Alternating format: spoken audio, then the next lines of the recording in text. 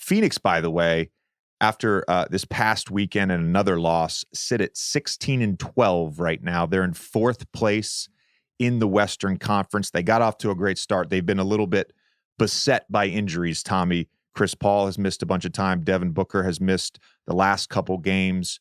Cam Johnson, of course, is out for an extended period of time with a knee injury. And their whole rhythm and mojo that we saw early on this season, that has completely shifted. And so is their odds of winning the NBA championship on DraftKings. That has shifted as well. They're currently at plus 1,100 to win the NBA championship, and they are at plus 475 to win the Western Conference. It's hard to judge this team until they're healthy. But doesn't it feel like a pretty good bet? It feels like this is a team. You're totally right. It's hard to judge them until they're healthy, and we don't know what we have with them, and them losing. And we're going to get into the Pelicans stuff. We talked about it a bunch on Monday, but them losing twice to a really good Pelicans team is not necessarily representative of what the Suns are going to look like a month or two from now. Of course, BI missed those games. Devin Booker missed the second game on Sunday with an injury. And then they had a follow-up loss after that.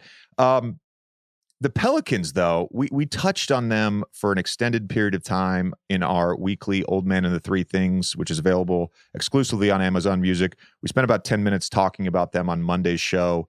It's fascinating how good this team has become so quickly, whether that has to do with the confidence they gained from their play-in wins last season, getting to the playoffs, and then a really hard-fought series against the Suns. And we're going to, by the way, with Mikkel, we're going to touch on the little dust up at the end of the first game on Friday night after Zion's dunk. But this Pelicans team currently sitting tied for first place in the Western Conference. During the preseason, they had plus 4,000 odds to win the NBA Finals. They're currently at plus 1,800. I'm not going to lie, Tommy. I'm not going to lie. I got on the app earlier today, and I thought to myself, who do I love in the Western Conference? And you know who I love. I love the Grizzlies, and I love the Pelicans. The Grizzlies currently sitting at plus 1,600.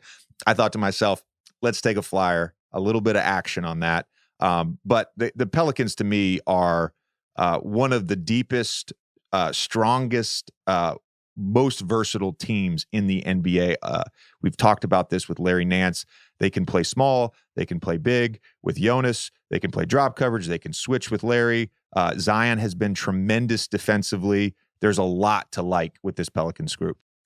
So one question about the Pelicans I have for you that we did not talk about really on Monday is, where they can still grow from an upside potential. And the two things I wanted to mention, we talked a little bit about BI's injury. They said today he's going to be out for another 4 games at least. So he's probably going to be out for another week or two.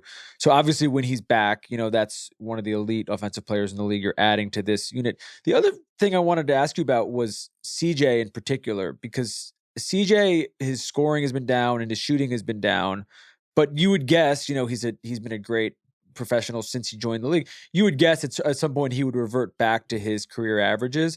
Do you think this team can get better offensively? As funny as it sounds, it's a top 5 offense right now, but do you feel like they have not necessarily reached their peak in terms of where they can be offensively?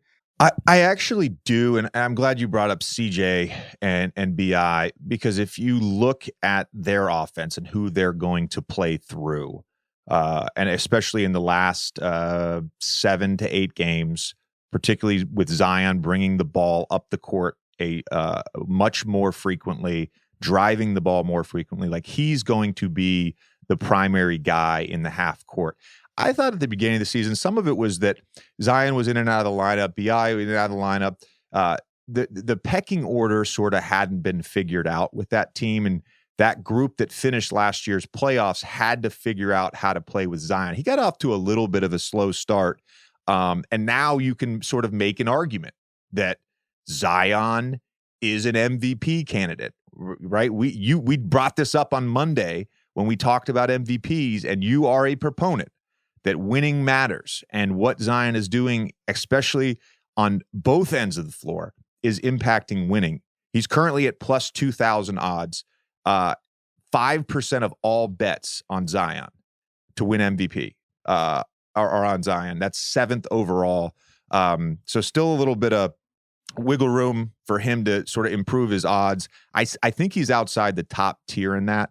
But for this Pelicans team, yes, they have to figure out that pecking order, especially once BI gets back and he's got to adjust now like he did 2 years ago with Stan Van Gundy when Stan realized point Zion is a real thing. BI had to adjust to that, right? And so the three of them figuring out how to all play together, take their turns, know when it's their time to be the primary guy. That's a big component, Tommy, of their offense improving even more. I have another Zion question for you. We talked about point Zion a little bit on Monday, but Chris Herring from Sports Illustrated wrote a great thing about the Pels this week. He emphasized Zion playing center way more than he has in the past, but then he also wrote about the most prolific players in the league at creating on-ball advantages. And right now, Zion is number one. It's Zion, Giannis, Joe, and Ja, and Zion's number one by a pretty decent margin. I was watching the Jazz game last night. There was a play in the second quarter where Walker Kessler, he's ISO'd on Walker Kessler, and he basically just bullies him and just dunks right over him. You've played with him. You've practiced with him. You've played with him. What are defenders supposed to do when you have him, when he's playing like this and he's ISOing you? Like, what exactly are you supposed to do? I love when you ask this question. Size? There's a reason Zion Williamson is one of the best players in the world. There's nothing you fucking can do, Tommy, one-on-one. You know this. It's like, what are you going to do with Jason? One-on-one, not a lot. It's up to that secondary defender. Fine. I mean, that's fine. But that's fine. But you're a competitor. So well, of course, there's something. Zion's one of those guys where even if you say like, all right, I'm not gonna let him get to his left hand, motherfucker, he's gonna figure out a way to get to his left hand. Like he's that good. He plays bully ball. Once he gets you on his shoulder or on his side, you're dead meat. Like there's nothing you can do. His handle, his quickness, his burst of speed, like it's what makes him great. And this is why great players need secondary defenders to help the primary defender. Him ISOing Walker Kessler, as good as Walker Kessler is, I think he leads all rookies in total blocks. Like as good as he is as a defender, he's got no shot in ISO against Zion. Not many people do. And that's what makes great players great, Tommy. The one other thing before we go, we should bring up your favorite stat, Raptor, which I've become obsessed with as well. Zion right now is 20th in Raptor, and our boy Jose Alvarado is 23rd. You got a guy coming off the bench who is in the top 25 in this particular stat. I think it tells you a little bit of why they are where they are. Yeah, I'm so glad that you're coming around to analytics and advanced stats. I really am. One thing I just want to toot my own horn on, by the way. One thing I want to toot my own horn on.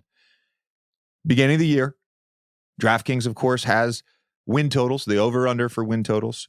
And the Pelicans, I highlighted this in our newsletter. The Pelicans were at 44.5, and I thought that was egregiously low. And I was like, take the over.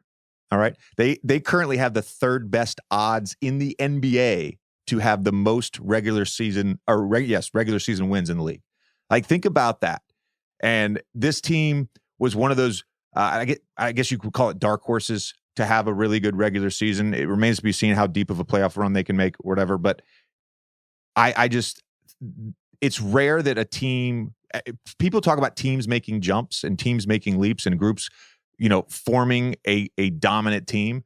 And this team has done that. Brought up Zion, by the way, playing 5.